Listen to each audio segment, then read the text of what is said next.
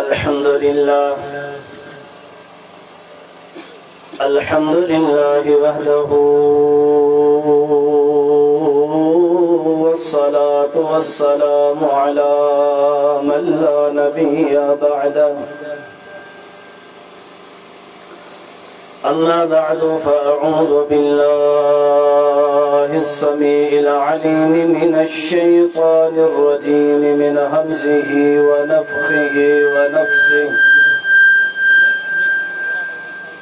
बिस्मिल्लाहिर्रहमानिर्रहीम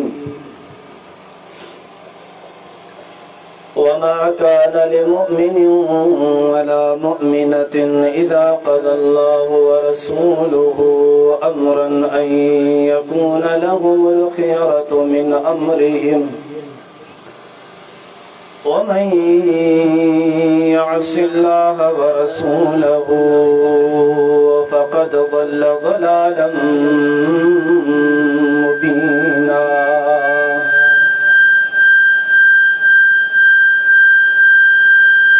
वमन युतिइल्लाह व रसूलहु युदखिलहु जन्नातिन तजरी मिन तहतिहल अन्हार खालिदीन फीहा वज़ालिकल फ़ौज़ुल अज़ीम।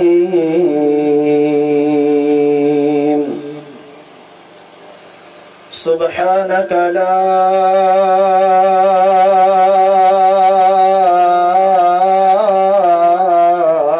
इल्म लना इल्ला मा अल्लमतना इन्नक अंतल अलीमुल हकीम। मुख्तसर हमदे सना दुरूद सलाम खां पोए वाजिबुल एहतराम मुअज़्ज़ज़ सामिन किराम इन भलोड़ ऐं रहमतन भरी मजलिस में वेठल नौजवानों बुजुर्गो आयल मेहमानों अजीजों ऐं जेसी ताणी ही आवाज़ पहुंची रहियो आहे उन्हनि समूरन मर्दन औरतन नंढड़न वॾड़न बुजुर्गन के अदब ऐं एहतराम सां दिल जे गहरायन सां खुश आमदीद चऊं था। सच पुछो त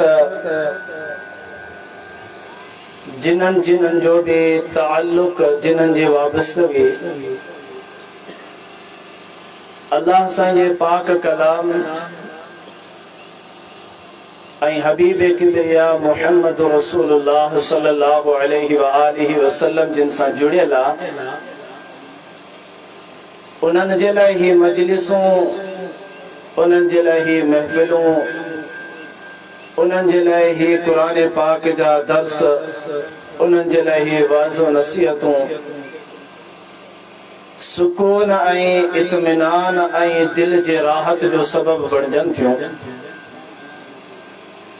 वॾा बदनसीब इंसान हुए जिन्हनि जी हयाती में जिन्हनि जी सेहत और तंदुरुस्ती में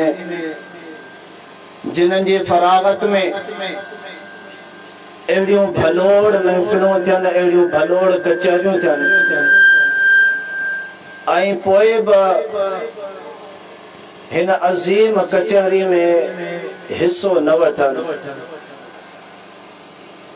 मदीने वाले साईं हजरत महबूबुल मुरसलीन मुहम्मद मुस्तफ़ा सल्लल्लाहु अलैहि व आलिहि वसल्लम जिन जो फरमान है पाण करीमन सल्लल्लाहु अलैहि वसल्लम जिन फरमायो तो कयामत वारे ॾींहुं जॾहिं महशर मैदान में पूरी इंसानियत के गॾु कयो वेंदो पोइ दुनिया में जेके भी नाफरमानी जा अमल कया हुंदा उन्हनि नाफरमानी जे अमलन सबब शर्मिंदगी हसरत ऐं निदामत हूंदी पर उते अहिड़ा बि माण्हू हूंदा जेके इन्ही सबब शर्मिंदगी में पियल हूंदा जो जिथे अल्लाह ऐं अल्लाह जे प्यारे पैगंबर मुहम्मद रसूलुल्लाह सल्लल्लाहु अलैहि व आलिहि वसल्लम जिन जो नालो ज़िक्र कयो वियो, उन्हनि जो दीन बयान कयो वियो, उते शरीक थी करे हिस्सो न वरितऊं, अल्लाह जो ज़िक्र न कयूं ऐं नबी करीम सल्लल्लाहु अलैहि व आलिहि वसल्लम ते दुरूद न पढ़ियूं। बदनसीब इंसान उते इन अमल न करण सबब भी परेशान ऐं हसरत में पियल हूंदा। जेकर असांजे हिन मुआशरे में को कुकड़नि जो मेलो लॻल हुजे हा, जेकॾहिं कंहिं जानवरनि जो को मलाखड़ो हुजे हा, या मकाननि आस्थाननि जा जेके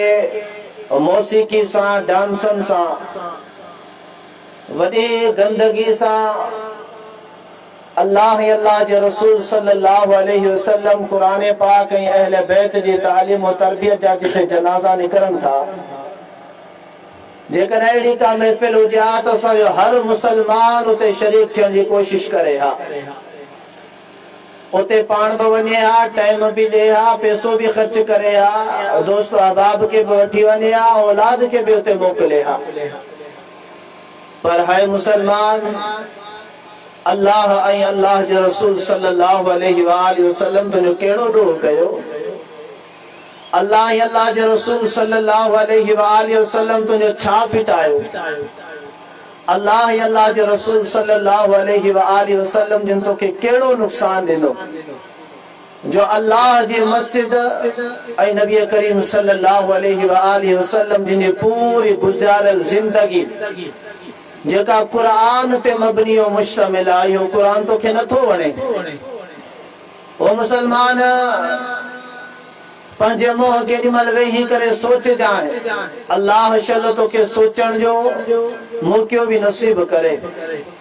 अल्लाह शल तोखे इन ॻाल्हि ॾांहुं सोचण जो ऐं फ़ैसिलो करण जो ऐं पंहिंजी तब्दीली आणण जो मौक़ो बि नसीब करे।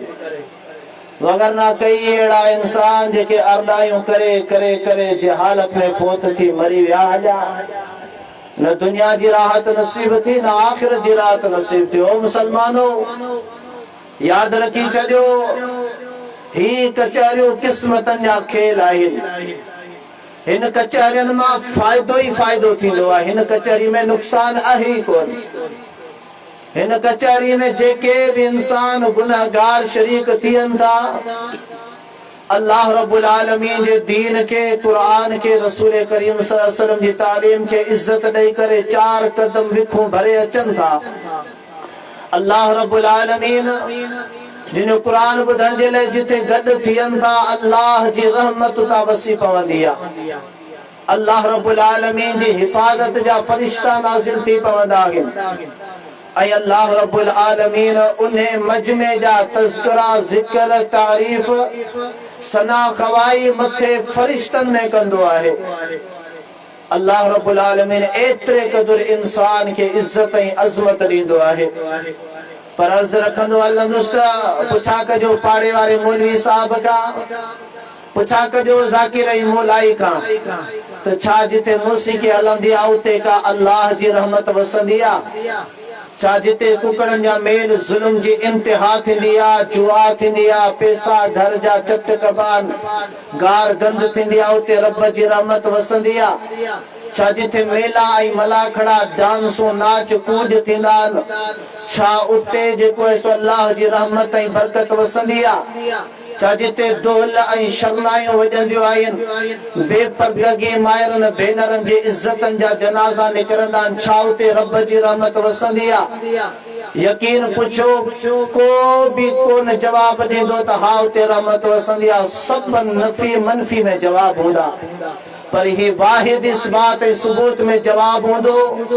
जिथे बि हुजो, अज़र में हुजो, सफ़र में हुजो, पंजन में हुजो, परावन में हुजो, तन्हाई में हुजो या मजलिस में हुजो, अल्लाह जे ज़िक्र में रसूल करीम सल्लल्लाहु अलैहि वसल्लम जिन दीन जे फिक्र में अवां लगल हुंदो रब्बुल आलमीन अवां जी शान अवां जी इज्जत अवां जी अज़मत मथे फरिश्तन में बयान कंदो आ ऐं अल्लाह रब्बुल आलमीन पंहिंजे बानन ते फ़ख्र कंदो आ ओ फरिश्तो वइज़ क़ाल रब्बुका लिल मलाइकति इन्नी जाइलुन फिल अर्दि खलीफा क़ालू अतजअलु फ़ीहा मन युफ़्सिदु फ़ीहा व यस्फ़िकु दिमाअ व नहनु नुसब्बिहु बिहम्दिका व नुक़द्दिसु लका क़ाल इन्नी अअलमु मिनल्लाहि मा ला तअलमून। रब्बुल आलमीन चवंदा ओ फरिश्तो अवां त चयो हुयो तो असांजा मौला करीम असांजो तुंहिंजी तस्बीह तुंहिंजी इबादत करण जे लाइ काफ़ी आयो ओ तूं हज़रत इंसान खे पैदा करे रहियो आहियो इंसान त ज़मीन ते वञी करे क़त्लो गारत कंदो खून बहा कंदो फितना फसाद कंदो अयाशूं बदमाशूं करे असांजा मौला करीम तोखां अरॾो ऐं बाग़ी थी वेंदो हलियो पर रब्बुल आलमीन चवंदो ओ फरिश्तो तव्हां जे हज़रत इंसान खे इतराज़ कयो हुयो अमी गवाह जो तो मुंहिंजा बाना कहिड़ी बि हालत में आहिनि मूं रब्बुल आलमीन जे ज़िक्र में आहिनि मूं रब्बुल आलमीन जे दीन इस्लाम जे फ़िक्र में आहिनि मौत क़ब्र महशर ऐं इस्लाह हिदायत जे तड़प रखंदड़ आहिनि। अल्लाह वटे जी वॾी इज़्ज़त ऐं अज़मत आहे। अल्लाह रब्बुल आलमीन जो क़ुरान रहमत ऐं बरकतनि सां भरियल आहे। अज़ीज़ दोस्तो बुज़ुर्गो ॻाल्हि खे अॻिते वधाइण खां पहिरियां चवंदो आहियां असीं जमात अहले हदीस सां तालुक़ रखूं था जमियत अहले हदीस सिंध सां तालुक़ रखूं था। असांजो मसलक असांजो मनहज असांजी ॻाल्हि असांजो अक़ीदो असांजा क़ाइदा इस्लामी कानून ज़वाबिता कचहरियूं हुकुम अहकाम जेके बि रब जी इबादत सां रब जी ज़ात सां इस्लाम जी ज़ात सां अक़ीदे सां ईमान सां अहकाम सां नमाज सां रोके सां ज़कात सां रसूल सां सहाबा सां अहले बैत सां औलिया सां रखनि था उहे असांजो सिर्फ़ ॿ शयूं अथव क़ुरान ऐं मुहम्मद मुस्तफ़ा सल्लल्लाहु अलैहि वसल्लम जो फरमान। साहब हुजनि अहले बैत हुजनि औलिया किराम हुजनि उहे असांजे ईमान जा ताज आहिनि असांजे ईमान जी बुनियाद आहिनि उन्हनि खां सवाइ इंसान जी ज़िंदगी अधूरी आहे त आख़िरत बि अधूरी आहे। सहाबा जो गुस्ताख कॾहिं बि ईमान जी हालत में न मरंदो अहले बैत जो गुस्ताख कॾहिं बि हालत ॿुधाईंदो अलाह त अल्लाह जा पैगंबर बि अल्लाह जा औलिया अल्लाह जे पैगंबरनि जा असहाब बि अल्लाह जा औलिया अहले बैत किराम भी अल्लाह जा औलिया अहले बैत का बाद में जेके बाद तणी अल्लाह जा हकीकी औलिया आया वो सब रब जा दोस्त आइन। हदीस शरीफ किताब सही बुखारी में मोहम्मद करीम सल्लल्लाहु अलैहि वसल्लम जी हदीस मुबारक है पान करीमन फरमायो अल्लाह से फरमाए तो मन आदाली वलियन फकद आदमतुहु बिल हर्ब जेको ब मानू मु रब जे वली सा दुश्मनी रखे तो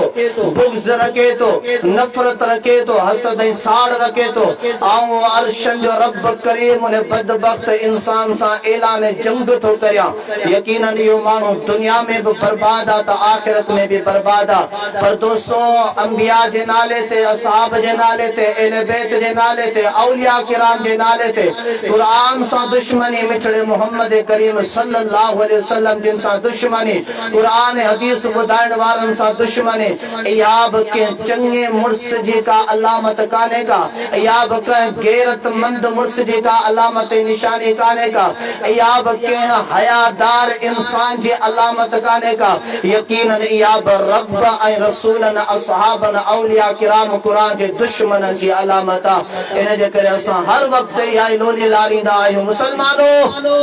असांजी ॻाल्हि असांजी ज़बान मां निकतल ॻाल्हि कमी पेशी थी सघे थी पर रब्बुल आलमीन जो कुरान मिठड़े मोहम्मद करीम सल्लल्लाहु अलैहि वसल्लम जो फरमान आखिरी ऐं एंड ॻाल्हि आहे। दुनिया में भी न ते बका है इंसान जे कब्र में भी न ते बका है तो महशर में भी न ते बका है। जन्नत भी कुरान सुन्नत जे करे मिलंदे जहन्नम भी कुरान सुन्नत का बगावत करण जे करे मिलंदे उते जेको इंसान कुरान सुन्नत जो बागी थी करे मरी वियो हलियो केडी अंबिया सा मोहब्बत जी दावा हुजे औलिया सा मोहब्बत जी दावा हुजे असहाब सा मोहब्बत जी दावा हुजे ओ इंसान कदा भी कामयाब कोन थिंदो इन जे करे चौथा चो मुसलमानो रब जे कुरान के पकड़ियो पढ़ो समझो पंहिंजी औलाद के पढ़ायो समझायो जेको रब जो कुरान चए उन ते अमल करियो जेको अब्दुल रशीद खालिद मौलवी यूनुस ऐं आमिर चवन ओ कुरान जे खिलाफ हुजे तो उन ते अमल कदा भी न कजो जेको रसूल करीम सल्लल्लाहु अलैहि वसल्लम चवे उन ते अमल कजो जेके असां मौलवी चवन रसूल करीम जे तालीम जे खिलाफ ऐं मुखालिफ होजे उन ते कदा भी अमल न कजो ओ मुसलमानो ये हर मौलवी हर जाकिर नाकिर हल मौलाई मकानी के हल अरे घर न तो के हर गाल के परखीदा वञो जेका रब जे कुरान मोहम्मद जे फरमान सां भेट जे उन के अखियन ते रखजो इहो तव्हां जो ईमान आ इहा तव्हां जी दुनिया जी भी कामयाबी आ आखिरत जी भी कामयाबी आ पर जेकर कुरान चवे त हे रस्तो वठ मौलवी मुआशरे वाले चवे त हे रस्तो वठ अब्दुल रशीद चवे त टियों रस्तो वठ यकीनन को मुंझारो आ मुसलमानो मुंझारे जो हल कुरान ऐं मोहम्मद मुस्तफा जो फरमान आ सल्लल्लाहु अलैहि वसल्लम इन जे करे रब्बुल आलमीन जो कुरान छा तो चवे फरमाए वलक़द बअसना फी कुल्लि उम्मतिन रसूलन अन यअबुदुल्लाह वज्तनिबुत तागूत फमिनहुम मन हदल्लाह व मिनहुम मन हक़्क़त अलैहि दलाला फसीरू फिल अर्दि फंजुरू कैफ़ कान आक़िबतुल मुकद्दिबीन ओ मुसलमानो रब जो कुरान 14 सिपारो सूरत नाला अल्लाह से फरमाए तो तसा हर उम्मत में एक रसूल मोकलियो से इन जले रसूल मोकलियो से रब्बुल आलमीन जे बंदगी में जिंदगी गुजारियो रब जी नाफरमानी में रब सा शिरक कंदे गैर जे पूजा पाठ में जिंदगी न गुजारियो अल्लाह जी बंदगी करे अल्लाह जी बंदगी में जिंदगी गुजारे रब्बुल आलमीन जे मुकाबले में जिनन के हमें सजदा करियो था जिनन के हमें निवड़त करियो था जिनन जले न्यास करियो था ये अल्लाह का अलावा गैरुल्लाह तो इनन जे पूजा न कजो अल्लाह जो कुरान चे तुम रसूल मोकलिया हुआ इन तालीम और तरबियत जले मोकलिया हुआ तव्हां जी नमाज अवां जे सजदे अवां जे रुकू अवां जी दुआ अवां जे मुसीबतन में पुकारन जे लायक अवां जे नज़रो न्याज काढण बासन नज़रन मन्नतन जो जेकर लायक आए ते हिकड़े अल्लाह रब्बुल आलमीन जे ज़ात अल्लाह सा पंहिंजा अक़ीदन जी वाबस्तगी जोड़ियो अंबिया अलैहिस्सलातु वस्सलाम जिनी इताअत और फर्मा बरदारी कंदा वञो इन में तव्हां जी कामयाबी आ आदम अलैहिस्सलातु वस्सलाम का वठी करे मिठड़े हबीब मोहम्मद मुस्तफा सल्लल्लाहु अलैहि वसल्लम ते कई पैगंबर आया रब्बुल आलमीन फरमाए तो कई पैगंबरन ते सहीफा नाज़िल थिया किताब नाज़िल थिया पर मोहम्मद करीम सल्लल्लाहु अलैहि वसल्लम ते जो कुरान पाक नाज़िल थियो 14 सिपारो सूरत नाला रब्बुल आलमीन फरमाए तो असां तो ते किताब इन जे करे नाज़िल कयो आ इल्ला लितुबय्यिन लहुम अल्लज़ी इख्तलफू फीहि व हुदन व रहमतन लिक़ौमि युमिनून ओ मोहम्मद करीम सल्लल्लाहु अलैहि वसल्लम जेके अॻियों उम्मतूं आयूं अॻियनि किताब अॻियनि उम्मतनि जा किताब हुया सहीफ़ा हुया उन्हनि में इख्तिलाफ थी विया हे क़ुरान पाक असां तो ते नाज़िल कयो आहे ये समूरा इख्तिलाफ मिटींदो आहे समूरा फ़ासिला ख़त्म कंदो आहे समूरे फ़िक़े वारियत ख़त्म कंदो आहे ओ मोहम्मद करीम ही क़ुरान पढ़ी करे माण्हुनि खे वज़ाहत करे ॿुधायो ओ मुसलमानो रब्बुल आलमीन के सुञाणियो आखिरत के सुञाणो ईमान के सुञाणो पंहिंजी ज़िंदगी जे मक़सद के सुञाणियो तौहीद के सुञाणियो शिरक के सुञाणियो सुन्नत के सुञाणो बिदअत के सुञाणियो हर नाफरमानी जे कम का परबराई बाकाट करियो तौहीद ऐं सुन्नत इताअत और फरमाबरदारी भलाई और ihसान खैर गवाही सदका तो खैरा जे कमन में अग भरा थियो मोहब्बत वेरायो ओ मुसलमानो जे करायो पैगाम मिलंदो त असां चऊं था ओ मुसलमानो कुरान पढ़ंदा वञो पंहिंजी इस्लाह कंदा वञो मुंहिंजे घरनि में भी सुकून हूंदा बन्नी में भी सुकून हूंदा उताकन में भी सुकून हूंदा तो दुकानन में भी सुकून हूंदा हज़र में भी सुकून हूंदा तो सफर में भी सुकून हूंदा इख्तिलाफ जो हल कहानियों किस्सा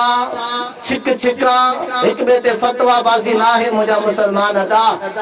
इख्तलाफ फैसले फिरके वालियत खत्म करण जो जहालत के खत्म करण जो अल्लाह रब्बुल आलमीन जो कुरान आ जेते हर मुसलमान जो ईमान आ वो मुसलमान वलो बदनसीब आ जेको चे तो हुनन जो कुरान अलग त असां जो कुरान अलग आ या केड़ी बोली आ इने बोली यही त फिरका ठाया इने बोली यही त फासला पैदा कया अल्लाह अकबर इने बोली यही दिलन में लफेड़ विदा दिलन में रास्ता जुदा जुदा कया मुसलमानों कुरान चे तो रस्तो जुदा ना वातसिमु बिहब्लिल्लाहि जमीआ वला तफर्रकू वज़कुरू निअमतल्लाहि अलैकुम इज़ कुंतुम अअदाअन फअल्लफ़ बैन क़ुलूबिकुम फअस्बहतुम बिनिअमतिही इख़वाना अल्लाह जो कुरान रब्बुल आलमीन फरमाए तो कुरान जे नाज़िल थियण खां पहिरियां माण्हू फिरकन में तब्दील थियल हुया फिरकन में विरायल हुया फिरकन जा वॾा फ़ैसला हुया पर रब्बुल आलमीन जे तरफा कुरान पाक की रस्सी ते नाज़िल थिया अल्लाह से फरमाए तो समूरे जा समूरा इन कुरान के चमड़ी पाओ आवाज़ फिरके वारियत खत्म थी वेंदी हली अवाजा फ़ैसला खत्म थी वेंदा हलिया पर जेकर मुआशरती ऐं ज़ाती के मामलात हुंदा जुदायूं हुजूं तो उहे बि खत्म थी वेंदियूं हलियूं अल्लाह से फरमाए तो साहबा किराम सा खिताबा अज तणी खिताबा रब्बुल आलमीन फरमाए तो मोहम्मद जा उम्मती सल्लल्लाहु अलैहि वसल्लम अमी कुरान का पहिरियां जुदा जुदा हुयो अमी कुरान का पहिरियां हिक ॿिए जा जानी वेरी दुश्मन हुयो हिक ॿिए जे रत जा प्यासा हुयो पर ही कुरान पाक जंहिंजे नाज़िल थियण खां पोइ जेके पढ़ण खां पोइ सम्झण खां पोइ अवाजूं दिलियूं खीर खंड थी करे हिक थी वयूं हलियूं अवाजा फ़ैसला समूरा ख़त्म थी विया हलिया ही कुरान पाक केॾी अज़ीम शइ आहे इन हाज़ल कुरान यहदी लिल्लती ही अक़वम व युबश्शिरुल मुअमिनीन अल्लज़ीना यअमलूना अस्सालिहात अन्न लहुम अजरन कबीरा 15 से 12 सूरह बनी इसराइल रब्बुल आलमीन फरमाए तो दुनिया वारो मत आजो तो फिलानो किताब फिलानो किताब फिलानो किताब फिलाने जी गाल फिलाने जो बेटा फिलाने जी कहानियां फिलाने जी कहानियां फिलाने जी नसीहता पर रब्बुल आलमीन फरमाए तो ही कुरान पाक हो किताबा जेको के एड़ी तो सिद्धि वाट ॾेखारी दो एड़ो तो सिद्धो रस्तो ॾेखारी दो जेको समूरे रस्तन का मजबूत ऐं पुख्ता रस्तो हुंदो जेको रब्बुल आलमीन जी जन्नत ताणी पहुचाईंदा रस्तो हुंदो जेको कुरान के पढ़ी करे मजबूत रस्ते ते हलंदा रब्बुल आलमीन फरमाए तो ये मोमिन आहिनि इन्हनि खे बशारतूं ॾे त इन्हनि जे लाइ आख़िरत में त छा पर दुनिया में बि तमामु वॾा अजर ऐं कामयाबियूं आहिनि ओ मुसलमानो ही कुरान पाक अथव हिन कुरान पाक के पढ़ो समझो पंहिंजी इस्लाह करियो असांजी बि इहे ई तव्हांजे साम्हूं गुज़ारिश आहे अपील आहे मेड़ आहे मिंथ आहे तो मुसलमानो अरड़ा न थियो रब जे साम्हूं रब जी ताक़त ॾाढी पुख्ते पावर वारी अथव अमी कुझु बि नथा करे सघो न अव्हांजा दुनिया में ठाहियल मददगार कुझु करे सघनि था जिन्हनि रब जे साम्हूं अरदायूं कयूं दुनिया वारनि खे मददगार समझी करे रब्बुल आलमीन उन्हनि खे अहिड़ो त दुनिया में दरबदर करे छॾियो अहिड़ो त ज़लील करे छॾियो जो अॼु ताईं उहे दरबदर ई ॻाइजनि पिया अॼु ताईं उहे बदनाम थी विया हलिया रुसवा थी विया हलिया आख़िरत में बि रुसवा हूंदा इन जे करे मुसलमानो क़ुरान सां लव लॻायो क़ुरान सां मोहबत करियो क़ुरान जी इज़त करियो क़ुरान पढ़ो ऐं सम्झायो क़ुरान पाक में माण्हू मुआशरे वारा असांखे चवंदा त ही क़ुरान पाक खे बि कोन था मञनि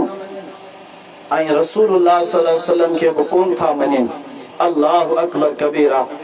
पर अज़ीज़ दोस्तो गुज़रियो असल में पंहिंजे पाड़े में इंसाफ़ कोन्हे पंहिंजे मुआशरे में पंहिंजनि इलाइक़नि में इंसाफ़ कोन्हे ठुप ज़रो बि इंसाफ़ कोन्हे संजीदा माण्हू मौजूद आहिनि पर हिन ॻाल्हि में इंसाफ़ जे लाइ तव्हांखे इला माशाअल्लाह का कुण का खुत मिले त मिले बाक़ी इंसाफ़ कोन्हे केर बि इन ॻाल्हि खे सम्झण जे लाइ तयार न आहे जेकर असां दुनिया में इंसाफ़ न कयो अल्लाह रब्बुल आलमीन जे साम्हूं ते ईंदव न अल्लाह ते इंसाफ़ करण वारो आहे अल्लाह रब्बुल आलमीन जे साम्हूं त कारा कोठा सभु पधरा थींदा आहिनि मोहम्मद करीम सल्लल्लाहु अलैहि व आलिहि वसल्लम तो क़यामत वारे ॾींहुं ईंदो ही उम्मती समूरा उन जे साम्हूं थी करे बीहंदा पोइ नबी सल्लल्लाहु अलैहि वसल्लम जिन खे सुञाणींदो त हा मुंहिंजे वञण खां पोइ दुनिया में हिननि मूंसां वफ़ा कई मुंहिंजी ताबेदारी कई ऐं मूंसां निभायूं नबी से फरमाईंदो उम्मती उम्मती अचो मुंहिंजा उम्मती ऐं तव्हांखे हौज़े कौसर में जाम प्यारियां पर जिन्हनि रसूल सां दुनिया में बेवफ़ाई कई गद्दारी कई ठगी कई अरदायूं कयूं पंहिंजी ज़िंदगी नाइंसाफ़ी वारी ज़िंदगी गुज़ारियूं गुनाहनि वारी ज़िंदगी गुज़ारियूं अयाशी फहाशी वारी मौसीक़ी तोहलनि धमामनि ढोलनि डबलनि में ऐं बेपर्दगी वारी ज़िंदगी में मंशियात वारी ज़िंदगी गार गंद वारी ज़िंदगी आशिकी माशुकी महबूबी सोनाइप वारी ज़िंदगी दुनिया ऐं दुनिया जे घमंड ते अरदाई करण वारी ज़िंदगी गुज़ारियूं न क़यामत वारे ॾींहुं न उहो अल्लाह जो थींदो न उन जो अल्लाह थींदो न उहो रसूल जो थींदो न उन जो रसूल थींदो न उहो अहले बैत जो थींदो न अहले बैत उन जा थींदा न उहो असहाब जो थींदो न उहे असहाब जा थींदा न औलिया किराम जो उहो थींदो न औलिया किराम उन जा थींदा बुज़ुर्गो जेके बि मथे अल्लाह जा औलिया किराम गुज़रिया आहिनि उन्हनि जी ज़िंदगी हुई त छा हुई रब जो क़ुरान हो मिठड़े मोहम्मद सल्लल्लाहु अलैहि वसल्लम जो फरमान हो उन जी ज़िंदगी ईअं गुज़रिया उन जी ज़िंदगी इबादतन में गुज़रिया उन जी ज़िंदगी आजिज़ी ऐं निवड़त में गुज़रिया उन जी ज़िंदगी मोहब्बत में ज़िंदगी गुज़रिया उन जी ज़िंदगी अयाशन फहाशन ऐं बदकारिन वारी ज़िंदगी खां गुनाहन खां वक्तन खां लम्हात खां अमलन खां कटजी करे पाक दामनी में गुज़रिया तॾहिं औलिया किराम सॼा वञनि था औलिया किराम जो अल्लाह रब्बुल आलमीन सां लव लगल हुयो औलिया किराम छो थिया अल्लाह ही अल्लाह जे रसूल सल्लल्लाहु अलैहि वसल्लम जिन सां ॾाढा पोइ ताल्लुकात रखण जे करे थिया मोहम्मद करीम सल्लल्लाहु अलैहि वसल्लम ॻाल्हियूं ॿुधी करे अणॿुधियूं न कंदा करियो बुज़ुर्गो मुआशिरे वारो ॻोठ वारो मुंहिंजा मोहतरम बुज़ुर्गो मायरो भेनरो अदड़ियो ॿुधी अणॿुधी न करियो इंसाफ़ कंदा करियो अॼु इंसाफ़ न कंदो क़यामत वारे ॾींहुं रब जे साम्हूं सभिनि खे अकेलो बीहणो पवंदो रब्बुल आलमीन पुछा कंदो तव्हांजे पाड़े में तव्हांजे इलाइक़े में हिकिड़ा अहिड़ा माण्हू आया जेके क़ुरान क़ुरान क़ुरान क़ुरान क़ुरान जो आयतूं रसूल जा फरमान अहले बैत जी पाक दामनी औलिया किराम जो गीतूं ॻाए विया हलिया उन्हनि जी ज़िंदगी ॿुधाए विया हलिया अवां ॿुधी अणॿुधी करे छॾी अवीं आहियो कहिड़े नाले जा मुसलमान कहिड़े ईमान ऐं अक़ीदे सां मुसलमान रखो था इहे विलायत या बुज़ुर्गी या तक़वा या मोहब्बत मिलंदी क़ुरान सां रसूल करीम सां जुड़जण सां ऐं रसूल करीम सल्लल्लाहु अलैहि वसल्लम जिन सां जुड़जण केतिरे क़दुर लाज़िम आहे प्यारे पैगंबर खां अलावा ज़िंदगी अधूरी आहे प्यारे पैगंबर जी तालीम ऐं फरमान खां अलावा ज़िंदगी अधूरी आहे उहो इंसान मुसलमानी खाते मां निकिरी थो वञे जेको प्यारे पैगंबर सल्लल्लाहु अलैहि वसल्लम जिनजी ज़ात जो प्यारे पैगंबर सल्लल्लाहु जिनजी ॻाल्हि जो प्यारे पैगंबर सल्लल्लाहु जिनजे फरमान जो तालीम तरबियत जो इकरार करे उन ते अमल नथो करे अरदाई बगावत वारी ज़िंदगी गुज़ारे थो पंहिंजो ख़ैर वधाए अल्लाह से फरमायो रसूल आया छो आया अवाम के इंसानन के सुजा करण जे लाइ आया त रब जी बंदगी करियो अरदाई वारी जिंदगी न गुजारियो वमा रसलना मिन रसूलिन इल्ला लियुताअ बिइज़निल्लाह अल्लाह जो कुरान सूरह निसा 5 सिपारो रब्बुल आलमीन फरमाए दो मो पैगंबर इन जे लाइ मोकिलिया हुया त पैगंबर मो रब जो पैगाम पहुंचाए नहीं समूरी जेका इंसानियत मो रब्बुल आलमीन जे साम्हूं आज व इनके सारे निवड़त वाली जिंदगी बंदगी वाली जिंदगी गुजारे वमा खलक़तुल जिन्न वल इंसा इल्ला लियअबुदून ओ मुसलमान रब जो कुरान 27 सिपारो सूरत ज़ारियात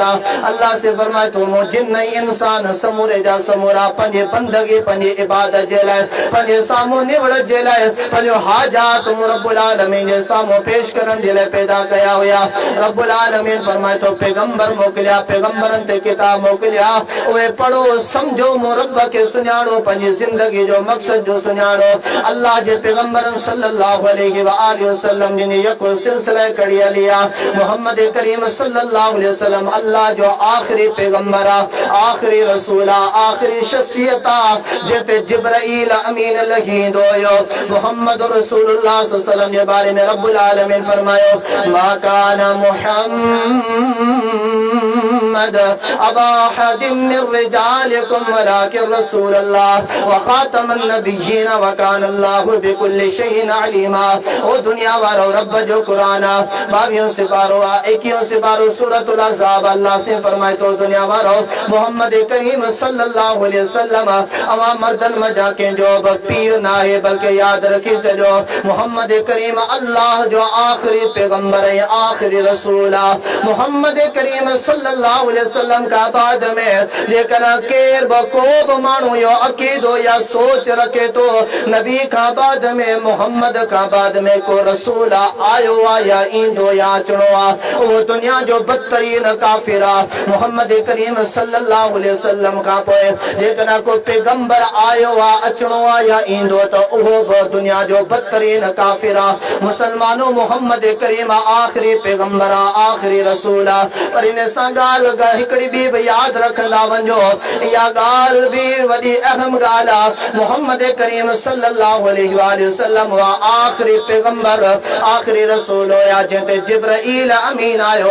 हाने क़यामत ताणी केंते जिब्राइल अमीन जो नुज़ूल न थींदो छो जे यो अल्लाह जे पैगंबरन अल्लाह जे रसूलन सा खास फरिश्तो हुयो जेकन के इंसान जो अकीदो नबी का बाद में इमामन ते नबी का बाद में औलिया ते जिब्राइल अमीन नाजिल थिया तो इंसान पंजे ईमान जे वली करे खैरात करे कलमो पढ़ी करे नहीं से मुसलमान थे जो जो जिब्राइल अमीन अल्लाह रब्बुल आलमीन जे तरफा वही खणी दो रसूलन ते रसूल करीम सल्लल्लाहु अलैहि वसल्लम ते पैगंबर रसूलन जो इख्तिताम खिताम थी चुकी है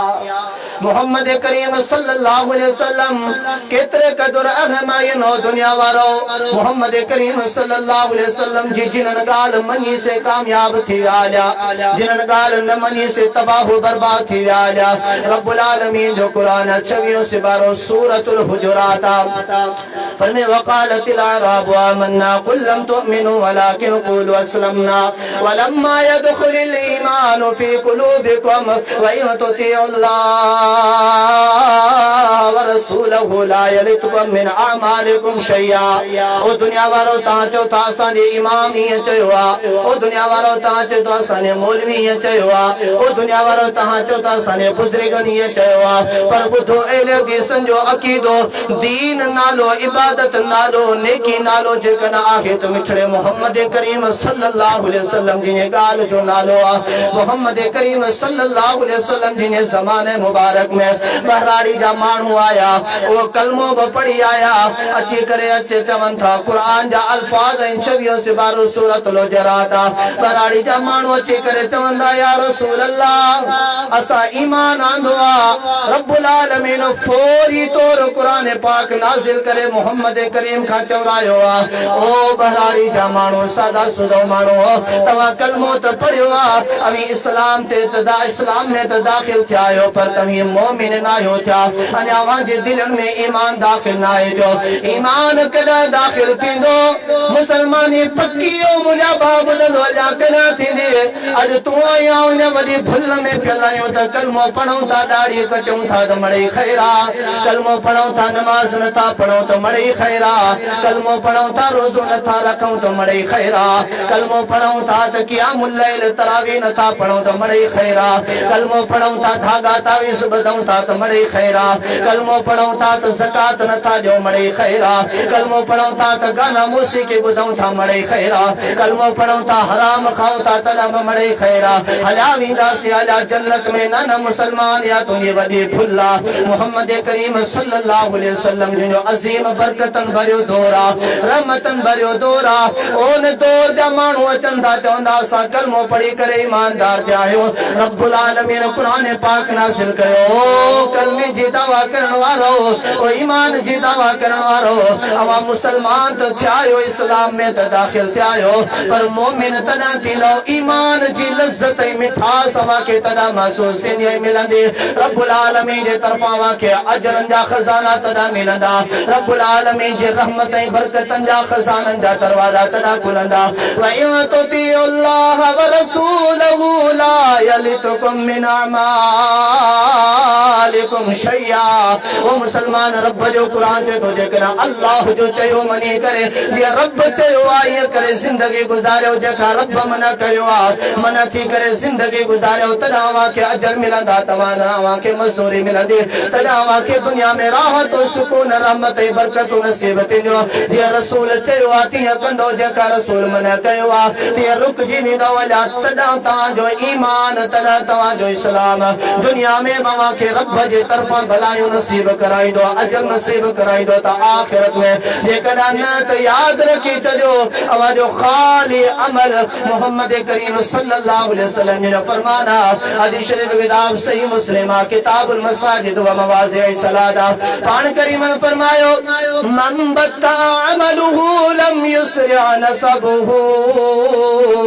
केतिरो भी इस्लाम जो दावा हुजनि केतिरो भी ईमान जो दावा हुजनि पर ज़िंदगी जो जेको किताब आहे ज़िंदगी जा जेके लम्हात आहिनि ज़िंदगी जो जेकॾहिं पलड़ो आहे उहो नेकिन जे अमलनि खां ख़ाली आहे गुनाहनि सां भरियल आहे यादि रखी छॾियो केॾा बि सैयद छो न हुजनि केॾे वॾे हसबनि मनसबनि खानदाननि वारा केॾे वॾे शोहरत इज़त वारा न हुजनि दुनिया जी नज़र में पर मोहम्मद करीम फरमायो हे कॾहिं बि कामयाब कोन थींदा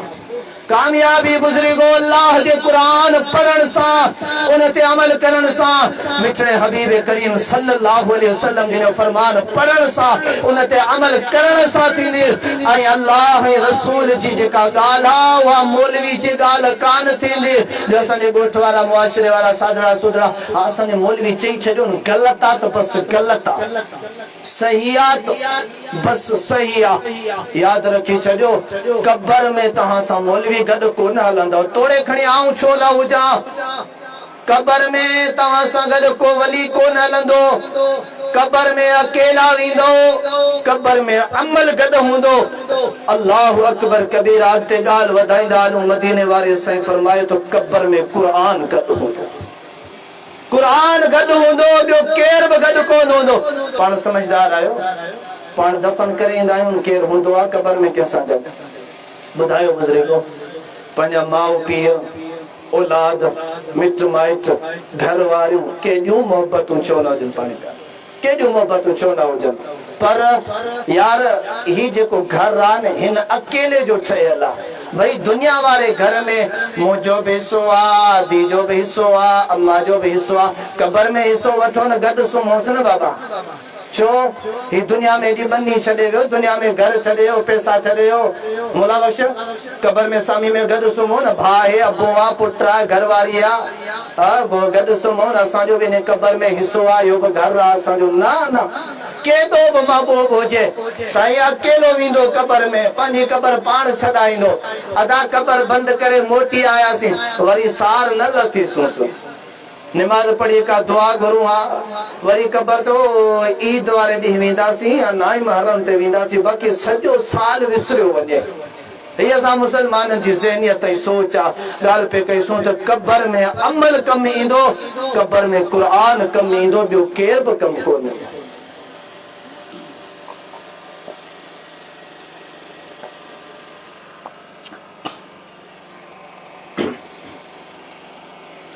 नबी करीम सल्लल्लाहु अलैहि वसल्लम फरमाया हदीस शरीफ की किताब सही बुखारी में सुनन अबी दाऊद में हदीस मौजूद है पाण करीम ने फरमायो जदा मैयत के कब्र में दफन कयो वेंदो आ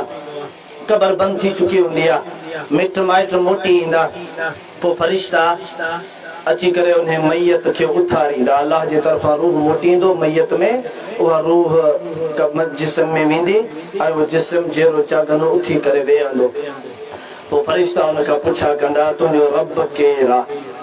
तुंहिंजो रब केर आहे मुसलमानो ॻोठ वारो बुज़ुर्गो इहा ॻाल्हि गौर सां ॿुधिजो असांजे वञण खां पोइ उबतियूं सुबतियूं ॻाल्हियूं करण कंहिं बहादुर कम जेके बहादुर माण्हुनि खे ज़ेब न थियूं ॾियनि ॻाल्हि उहा हूंदी आहे जॾहिं महल में मैदान में मौक़े में साम्हूं थिए बहादुर इहा हूंदी आहे अल्लाहु अकबर कबीरा। हदीस शरीफ की किताब सही बुखारी सुनन अबी दाऊद में नबी सही फरमायो कब्र बंद थी वई, फरिश्ता ईंदा, मयत में साह पवंदो, मयत उथी वेहंदी, पुछा कंदा मन रब्बुका, तुंहिंजो रब केरु आहे? नबी से फरमाए जेकर मोमिन हूंदो त चवंदो अल्लाहु रब्बी, रब अल्लाह मुंहिंजो रब आहे। वरी ॿियो सवाल कंदा मन नबीयो का, तुंहिंजो नबी केरु आहे? जेकर मोमिन हूंदो त उहो चवंदो त मुंहिंजो नबी मुहम्मद रसूलुल्लाह सल्लल्लाहु अलैहि वसल्लम आहे। वरी टियों सवाल कंदसि मां दीनो का, तुंहिंजो दीन छा आहे? जेकर मोमिन हूंदो पाण करीमन फरमायो तो जवाब ॾींदो त अल इस्लाम दीनी, इस्लाम मुंहिंजो दीन आहे। इहे थिया टे सवाल। इहे टिनी सवालनि में मोमिन बानो जॾहिं कामयाब थी वेंदो, जवाब सही ॾींदो, त पोइ फरिश्ता पुछा कंदसि ॾे ख़बर तोखे कीअं ख़बर पई त अल्लाह तुंहिंजो रब आहे? तोखे कीअं ख़बर पई त मोहम्मद तुंहिंजो पैगंबर आहे? तोखे कीअं ख़बर पई त इस्लाम तुंहिंजो दीन आहे? वो खबर तो छा चवंदो, क़रअतु किताब अल्लाह आमनतु बिही व तसद्दक़तु बिही, मूं अल्लाह जो किताब क़ुरान पढ़ियो हुयो, मूं उन ते ईमान आणियो हो ऐं उन खे सच तस्लीम कयो हो। नबी पाक सल्लल्लाहु अलैहि वसल्लम फरमायो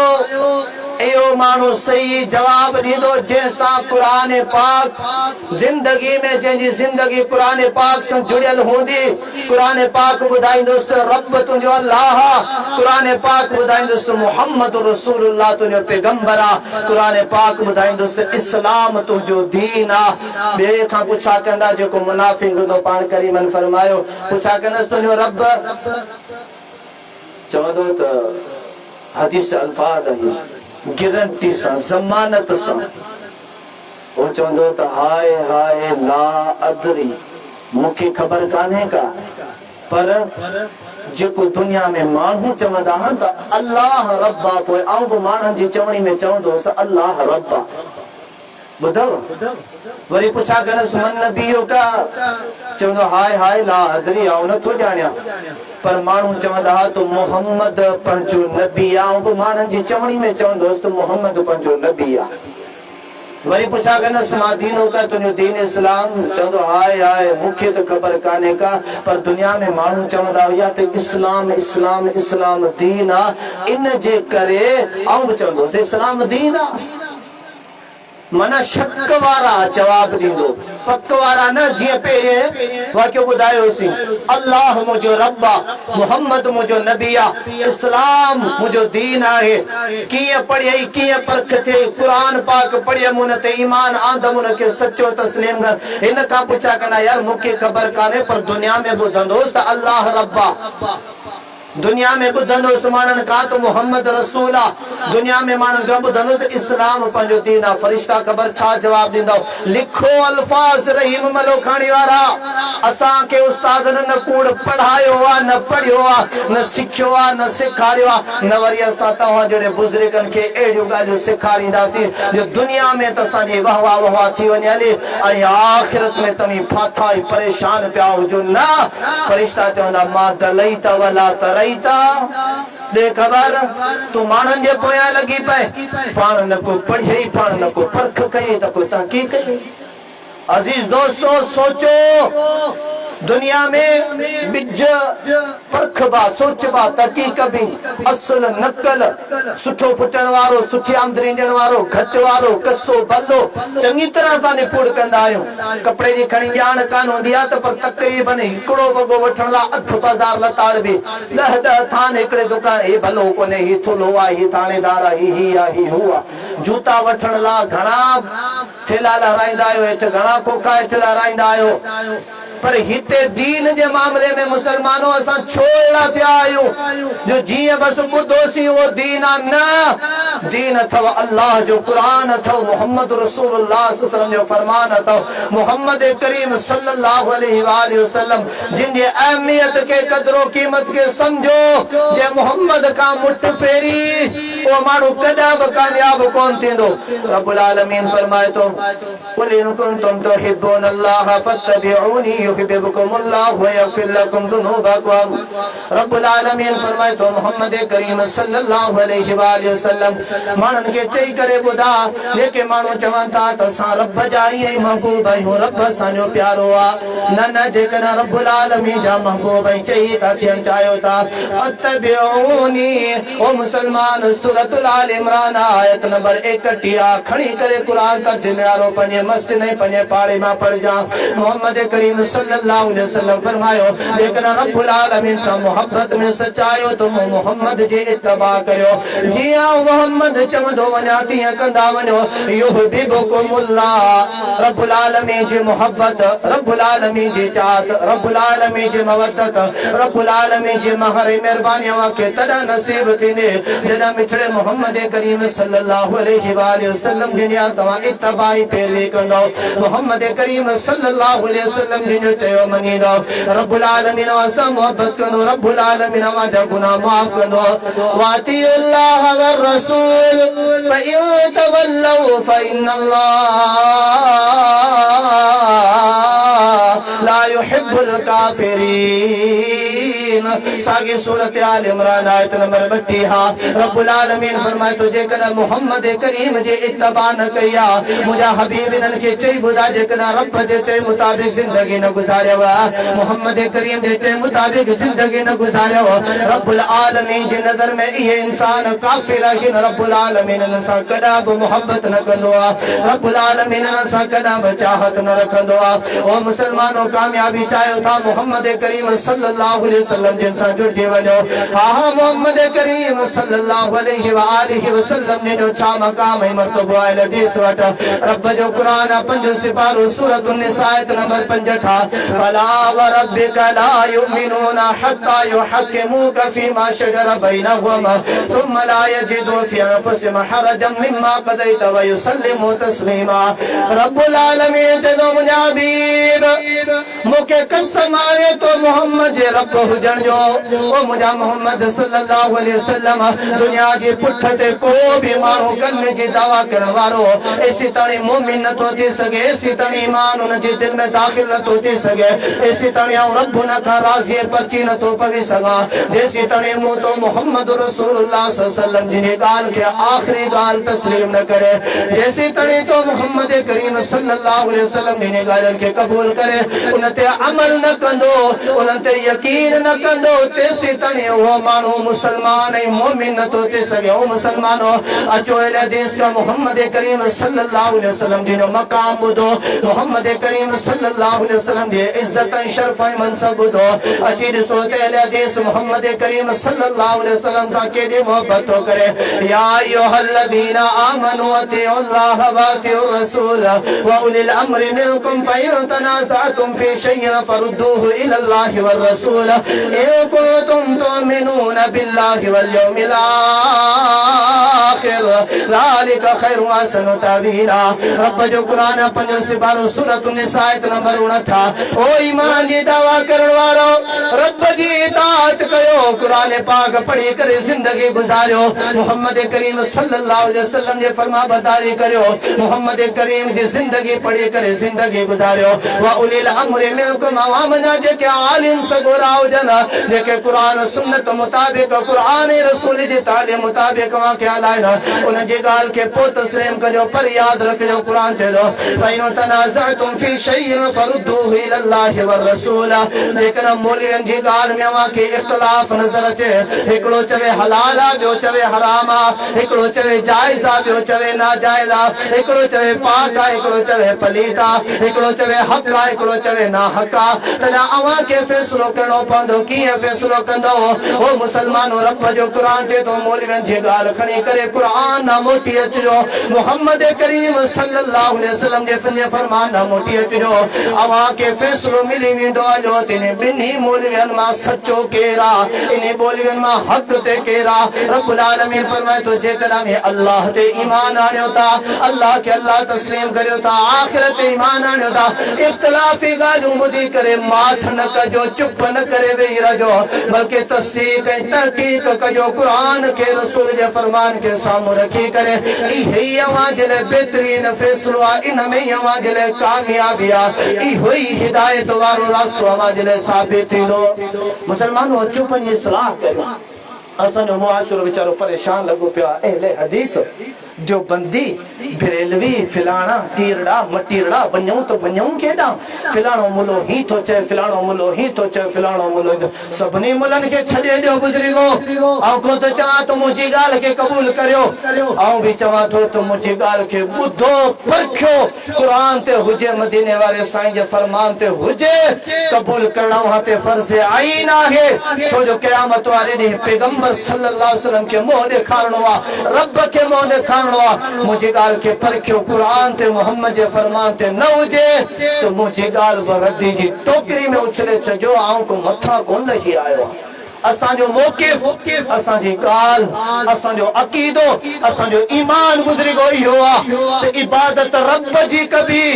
इबादत जो तौर तरीक़ो मदीने वारे साईं मोहम्मद करीम सल्लल्लाहु अलैहि वसल्लम जिन जो अपनाइबो तॾहिं इहा तव्हांजी इबादत बि रब जी बारगाह में क़बूल थी वगरना कान थी अॼु हिकिड़ो मूं वटि सवाल आयो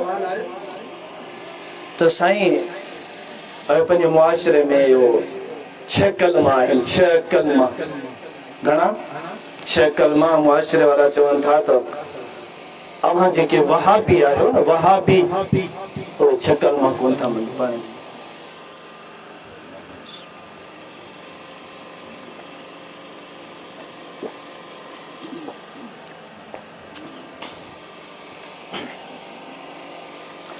अव्हां जेके वहाबी आहियो न उहे 6 कलमा कोन था मञो 6 कलमा कोन था मञो अल्लाहु अकबर कबीरा वरी पोइ असां इहे पढ़ायासीं ॿारनि खे यादि करायासीं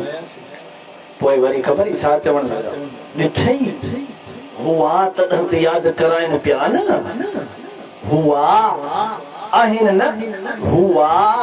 पोइ बि शक वारी ॻाल्हि पक धणी खे पाण खे बि कान्हे हुआ तॾहिं त यादि कराइनि पिया न ऐं उहे वरी हुआ किथे क़ुरान पाक में आहे न मुआशरे वारा चवनि था त 6 कलमा क़ुरान पाक में आहिनि अल्लाहु अकबर कबीरा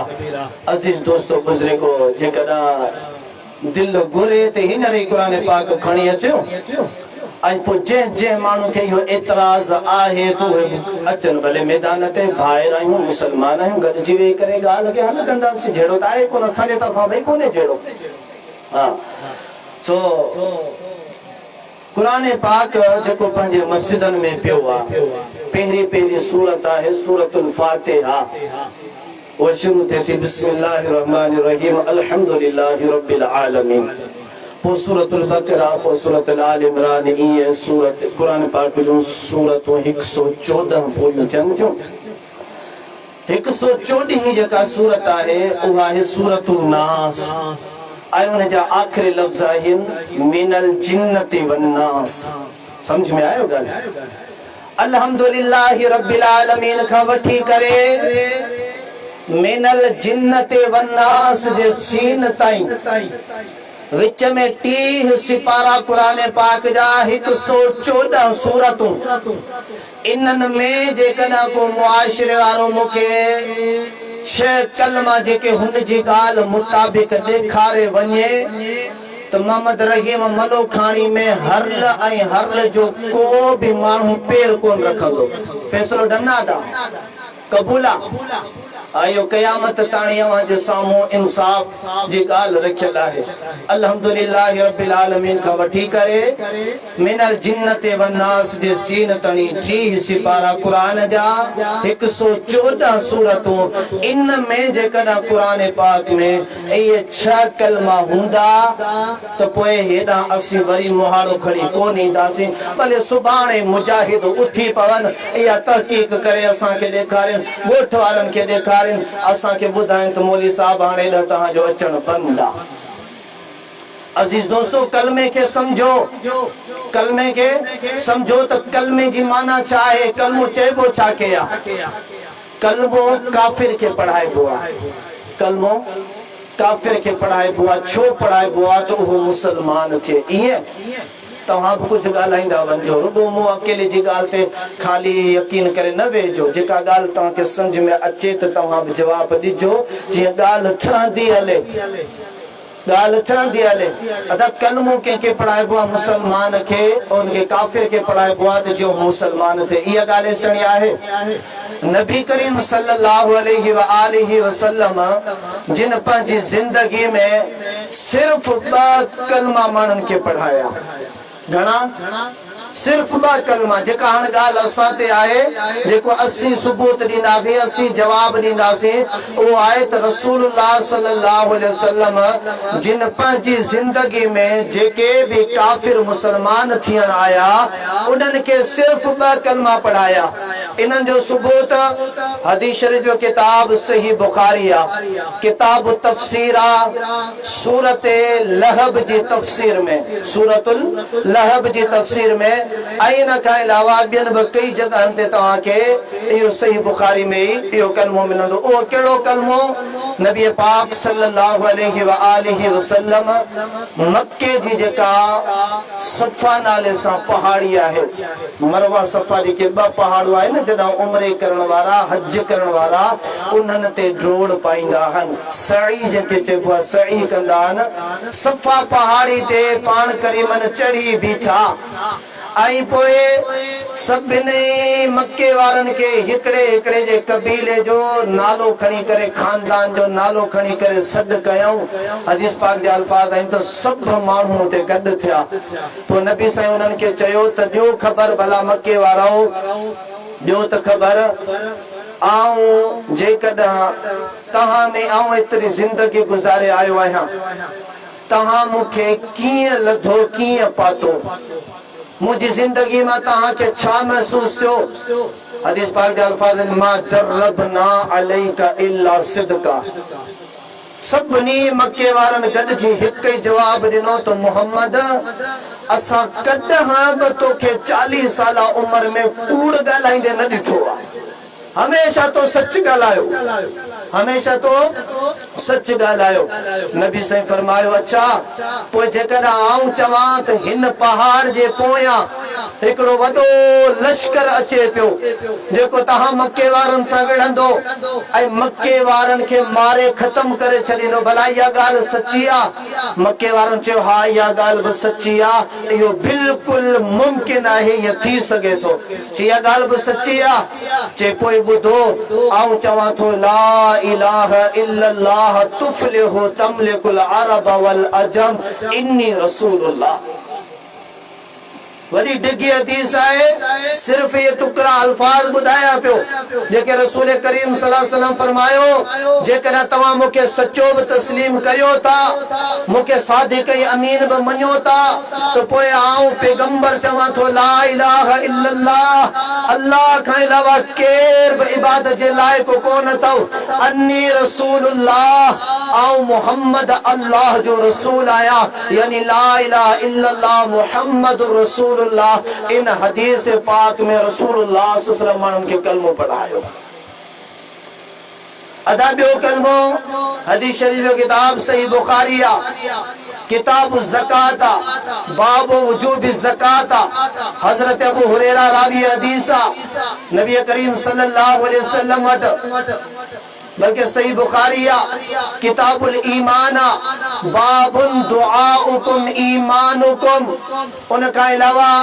बाबुन बुनियल इस्लाम अला खम्स, सही बुखारी किताबुल ईमान, उनका अलावा सही मुस्लिम किताबुल ईमान। नबी करीम सल्लल्लाहु अलैहि वसल्लम फरमाइन था इस्लाम जो बुनियाद पंजन शयन ते आहे, इस्लाम जो बुनियाद पंजन शयन ते आहे, शहादतु अल्ला इलाहा इल्लल्लाह व अन्न मुहम्मद रसूलुल्लाह। उनका अलावा हजरत उमर बिन खत्ताब रज़ियल्लाहु ताला जिन वाक़ियो मुसलमान थियण जो, हजरत उमर बिन खत्ताब आया नबी करीम सल्लल्लाहु अलैहि वसल्लम वट, अल्लाह जा पैगंबर ऐं मुसलमान थींदुस। प्यारे पैगंबर फरमायो तशहद अल्ला इलाहा इल्लल्लाह व तशहद अन्न मुहम्मदन अब्दुहु व रसूलुहु। ॿियो कलमो, पहिरियों कलमो तय्यब, तय्यब माना पाक, ला इलाहा इल्लल्लाह मुहम्मदुर रसूलुल्लाह, सही बुखारी में साबित आहे। ॿियो कलमो शहादत, शहादत माना गवाही ॾियण, अशहदु अल्ला इलाहा इल्लल्लाह व अशहदु अन्न मुहम्मदन अब्दुहु व रसूलुहु। इहो सही बुखारी, सही मुस्लिम ऐं दीगर कुतुब अहादीस में ॿ कलमा रसूलुल्लाह सल्लल्लाहु अलैहि वसल्लम माण्हुनि खे इन जे लाइ पढ़ाया त तव्हां कुफ्र मां निकिरी करे ऐं इस्लाम में दाख़िल थींदव त तव्हांखे इहे ॿ कलमा पढ़णा पवंदा। बाकी टियों कलमो तमजीद, चौथो कलमो तौहीद, पंजो कलमो इस्तगफार, छहों कलमो रद्दे कुफ्र अदा। ये इस्लाम ऐं कुफ्र जे बुनियाद वारा कलमा नाहिन, ये दुआऊं आहिनि। ये दुआऊं आहिनि, जेको कलमो पढ़ंदो वो मुसलमान थींदो, जेको कलमे जो इनकार कंदो वो काफिर थींदो, जेको दुआ पढ़ंदो उनखे फ़ाइदो थींदो, जेको दुआ नथो पढ़े वो इस्लाम में दाखिल कोन थींदो, इस्लाम में खारिज कोन थींदो। मिसाल कलमे जो तव्हां ॿुधो, कलमो पढ़ण सां इंसान जेको काफिर हूंदो वो मुसलमान थी वेंदो, हलो इस्लाम में दाखिल थींदो। पर जेके दुआऊं आहिनि, कलमे ऐं दुआ में फ़र्क़, जेके दुआऊं आहिनि नबी से फरमायो त बिस्मिल्लाह पढ़ी करे मानी खाओ, ये छा है? दुआ है। नबी सल्लल्लाहु अलैहि वसल्लम फरमायो मस्जिद में दाखिल थियण महिल दुआ पढ़ो, अल्लाहुम्मा अफ्तह ली अबवाब रहमतिक। मस्जिद में बाहर निकरण महिल दुआ पढ़ो, अल्लाहुम्मा इन्नी असअलुका मिन फदलिक। बाथरूम में दाखिल थियण जे लाइ दुआ पढ़ो, अल्लाहुम्मा इन्नी अऊज़ु बिका मिनल खुबुस वल खबाइस। बाथरूम में बाहर निकरण जे लाइ दुआ पढ़ो, गुफरानक। जेको निछ दे छिक दे वो दुआ पढ़े अल्हम्दुलिल्लाह। ॿुधण वारो उनखे दुआ दे यरहमुकल्लाह, वरी छिक या निछ ॾियण वारो चवे यहदीकुमुल्लाह व युस्लिहु बालकुम। अदा जेका पाण साईं मौली साहब दुआए खैर कयो, अल्लाह गुनाह माफ़ कर, अल्लाह असां ते रहमत नाज़िल कर, अल्लाह जेके नेमान फोत थिया उन्हनि खे माफ़ कर, अल्लाह मकरूज़नि जा कर्ज़ दूर कर। इहे आहिनि छा? दुआऊं आहिनि। इहे आहिनि दुआऊं आहिनि। पढ़ंदो घुरंदो तव्हांजो भलो थींदो, जेकॾहिं न पढ़ंदो न घुरंदो अव्हांजो नुक़सान ज़रूर थींदो, पर इस्लाम मां ॿाहिरि कोन निकिरंदो। दुआ ऐं कलमे में इहो फ़र्क़ु आहे। कलमो पढ़ंदो तो मुसलमान आहियो, इस्लाम में दाखिल आहियो। कलमो न पढ़ंदो, कलमे जो इनकार कंदो त इस्लाम खां ॿाहिरि निकिरी वेंदो। कलमा बुज़ुर्गो ॿ अथव जेके रसूल करीम सल्लल्लाहु अलैहि वसल्लम खां साबित आहिनि, बाक़ी चार उन्हनि जा इनकारी असां न आहियूं। उहे कलमा न आहिनि जो पढ़ी करे कंहिंखे असां इस्लाम में दाखिल करियो या न पढ़ण सां इस्लाम मां ॿाहिरि निकिरी वेंदो। बाक़ी चार दुआऊं आहिनि। चवनि था हिननि खे कलमा यादि कोन आहे, हिननि खे कलमा यादि कोन आहिनि। पहिरियों ॿियो कलमो त आसान आहे। जो कलमो सुभान अल्लाह वल्हम्दुलिल्लाह वला इलाहा इल्लल्लाह वल्लाहु अकबर ला हौला वला कुव्वता इल्ला बिल्लाहिल अलिय्यिल अज़ीम। आयो जो कलमो तमजीद, तमजीद माना बुज़ुर्गी वारो। बुज़ुर्गो तव्हां पुछा कजो मुआशिरे वारनि खां त तव्हांखे घणा कलमा यादि आहिनि जो सॼो ॾींहुं असां ते ज़बान हलायो था। कलमन जी माना अचे थी सुभान अल्लाह, अल्लाह पाक आहे, वल्हम्दुलिल्लाह समूरियूं तारीफ़ूं फ़क़त अल्लाह जे लाइक़ आहिनि।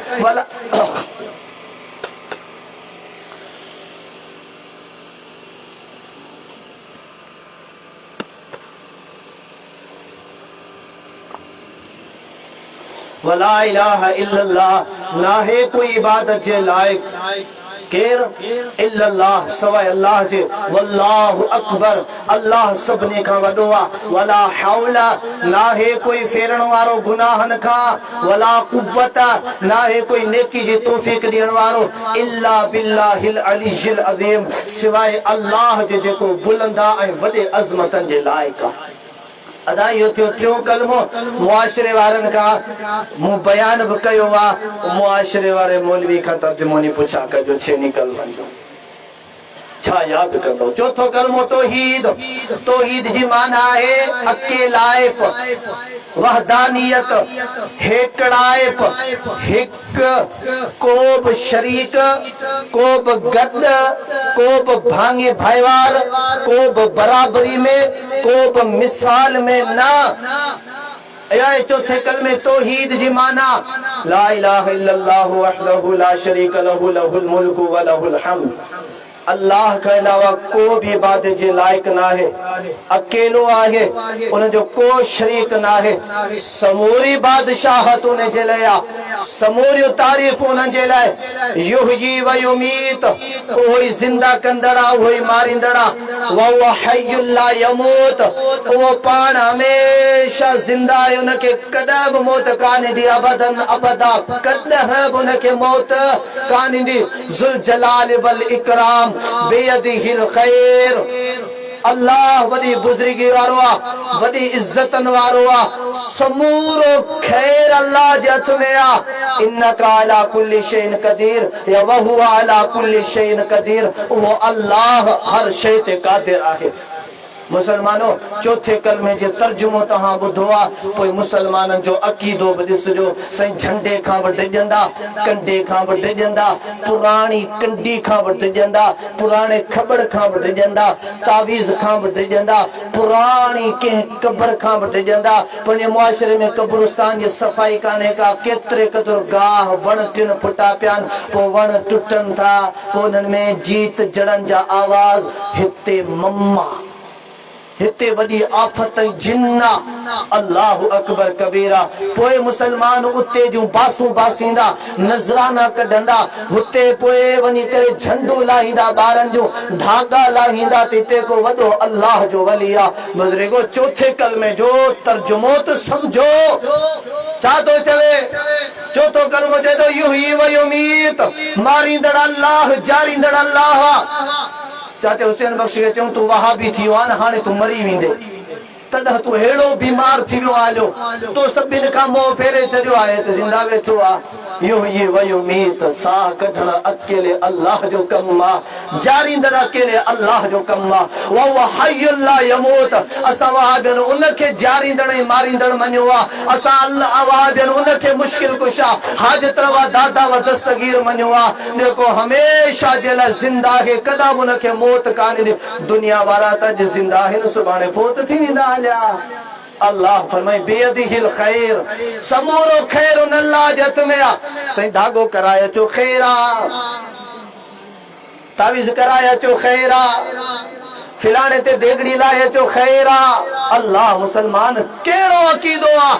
या तो कलमे जो इनकार कर कलमे के मनी थो तो पोइ समूरन इन अकीदत जो इनकार कर हेदा कलमे के जी सा लगा जेका रब आई मदीने वाले साईं मोहम्मद सल्लल्लाहु अलैहि वसल्लम जी तालीम ओ नन जो अकीदो यो आ समूरो खैर भलाई अल्लाह जे हथ में आ अल्लाह जे बुजुर्ग बानन जे हथ में बकाने का छो जो उवे बुजुर्ग बाना रब जो कुरान चे तो अल्लाह का खैर जो सवाल कंदा हुए अल्लाह का खैर जो सवाल कंदा हुआ नबी करीम सल्लल्लाहु अलैहि वसल्लम जिन कुरान पढ़ी करे बुधायो न सूरत आल इमरान कुल अल्लाहुम्मा मालिकल मुल्क तुतिल मुल्क मन तशा व तंज़िउल मुल्क मिम्मन तशा व तुइज़्ज़ु मन तशा व तुदिल्लु मन तशा बियदिकल खैर इन्नका अला कुल्ली शैइन कदीर ओ दुनिया वालों मोहम्मद करीम जो को मिसाल को मट को साने का बराबरी काने का मोहम्मद करीम सल्लल्लाहु अलैहि वसल्लम जो को मुकाबलो कोने जेतरे कदर उन जी शान इज्जत रफ़त बुलंदी आ उन जो को शान को मकाम कोने ओ मोहम्मद करीम बचे तो अल्लाह तू ही बादशाह दींदड़ा तू ही गरीब फकीर कंदड़ा तू ही इज्जत दींदड़ा तू ही जलील कंदड़ा अल्लाह समूरो खैर समूरी भलाई तुझे हथ में आ तू ही हर शे ते कादिर मुतलका केर तो चाहे मदीने वाले साईं जेको जमीन जे पुठ ते समूरी मखलूकात में अफजल तरीन इंसान भी इए चाहे ऐ मुसलमान चाहे फिलाने जत में खैर फिलाने जत में खैर फिलाने जत में खैर भलाइया तो कुरान मनियो मोहम्मद जो फरमान मनियो या मोहम्मद करीम जो अकीदो मनियो न जी गाल मनियो या मुआशरे वाले मौलवी के मनियो अल्लाहु अकबर कबीरा पंजो कलमो इस्तगफार इस्तगफार जो माना है बख्शिश घुरण अल्लाह का माफी घुरण अल्लाहु अकबर कबीरा अस्तगफिरुल्लाह रब्बी मिन कुल्लि ज़ंबिन अज़नबतुहु अमदन औ खता मुझा अल्लाह आऊं तो का माफी तो घुरा आऊं तो का माफी तो घुरा अल्लाह जे के भी गुनाह मु कया ॼाणी वाणी कया या खताई तौर कया सिर्रन व अलानियतन अल्लाह लिकी कयम या ज़ाहिरी कयम अल्लाह लिकी कयम या ज़ाहिरी कयम मिन ज़म्बिल लज़ी अअलम व मिन ज़म्बिल लज़ी ला अअलम अल्लाह जेके आऊं ॼाणियां थो हिननि मूंखे यादि आहिनि उन्हनि जी बि माफ़ी घुरां थो अल्लाह जेके न मूंखे विसरी विया हलिया तॾहिं बि आऊं तुंहिंजे दर जे साम्हूं माफ़ीअ ई मुहताजी जो तड़पगार अल्लाह मूंखे मुआफ़ फरमा इन्नका अंत अल्लामुल गुयूब व सत्तारुल उयूब अल्लाह तू गुजन के ॼाणींदड़ा अल्लाह ऐबन ते ढक रखंदड़ बि तू आ व गफ़ारु ज़ुनूब अल्लाह गुनाहन के माफ़ कंदड़ बि तू आ ज़ुल जलाल वल इकराम अल्लाह तू वॾी बुज़ुर्गी वारो अल्लाह तू वॾे इज्जतन जे लाइक़ आ ही पंजे कलमे जी माना है चिछे मनन कलमन के मञन कोन था कलमन जी माना कोन थी अचे तव्हां के अचे थी अचे थी तो कोई माफियो के खादा घुरो रब दा छो न था अचो रब जे घरन के आबाद छो न था करियो ओ बेचारा बारड़ा घरन में नमाज पढ़ंदा उन्हन के झलिन पे घर में केड़ी नमाज थींदी आ अहले बैत का वधिक हिंसा ही अहले बैत किराम घर में औरतों नमाज पढ़ंदी हुई इमाम नमाज पढ़ंदा या मोहम्मद रसूलुल्लाह सल्लल्लाहु अलैहि वसल्लम घर में नमाज पढ़ंदो हुयो नबी करीम सल्लल्लाहु अलैहि वसल्लम जी जो घर वारियो नबी करीम सल्लल्लाहु अलैहि वसल्लम जैसा गड रात जो घर में तहज्जुद पढ़ंदो हुयो अल्लाह रब्बुल आलमीन हुक्म कयो आ तो मर्द हुजो या औरत हुजो ईमानदार आयो नमाज पढ़ो मर्द आयो तो मस्जिदन में नमाज पढ़ो औरतन जी बेहतर अफजल तरीन नमाज घर में आ कुरान इस्लाम मदीने वाले साईं जो फरमान चए तो औरत नमाज पढ़े मुआशरे आ मुसलमान चए तो ये केड़ी नमाज घर में मायूं नमाज पढ़न हाय मुसलमान तोरे हैफा छा कन असां जो मुआशरो साईं असां जो मायरो भेनरूं पर्दो न कन इन में खुश आ साईं सेहरा गायन हिते सेहरा गायन त 8 किलोमीटर परे तणी जेकॾहिं हवा थी लगे त आवाज पियो अचे गोड़ घमसान खुदा न खास्ता का फोतगी थी वने वॾा वात फाड़े रंभाट भले कन पर नमाज न पढ़न मुआशरे वारा सभु झलींदा इको सोंड वजाइन राग भले गायन पंजा परावा नौजवान सब होते गदाइन मायरो भेनरू बेपर्दगी में होते नच भले कन हे असांजो मुआशरो इंसाफ पियो करे पर नमाज न पढ़न रोज़ो न रखन दुआ न घुरन कुरान न पढ़न ही मुआशरे जो इंसाफ बुजुर्गो तव्हां कजो पंजो कलमो ॿुधो चयो कलमो रद्दे कुफर माना कुफर जो मुसलमान इनकार तो करया कुफर के मात मौत तो दिया कुफर दे वेझो ही कोन वेंदुस अल्लाहुम्मा इन्नी अऊदु बिका अन उशरिका बिका शैआ मुझा अल्लाह आऊं तो सां गॾु कॾहिं बि कंहिं बि शइ खे कॾहिं बि शरीक कोन कंदुसि अल्लाह तो जात में अकेलो आ अल्लाह तो बात में अकेलो आ अल्लाह तो इबादत में अकेलो आ अल्लाह पंजे मुश्किल कुशाई में हाजत रवाई में अकेलो आ अल्लाह तो पंजे तसर्रुफात में अल्लाह तो पंजे हाकमी हुकूमत में अकेलो आ तुझो को शरीक कोने तुझो को बराबर कोने तुझो को मटे सानी कोने ए अल्लाह तुझे सामू सब जा सब फकीर मोहताज पेनू अथई तू सभिन जो बादशाह बेपरवाह तो सागर के भी शरीक कोन कंदुस कंहिंखे बि शरीक कोन कंदुसि, कॾहिं बि शरीक कोन कंदुसि। अल्लाह जेकॾहिं मूं वेसर में कंहिंखे शरीक कयो आहे न तोसां,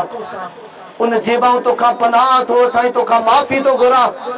अल्लाह जेकॾहिं ॼाणी वाणी शरीक कयो आहे तॾहिं बि तोखां पनाह थो घुरां।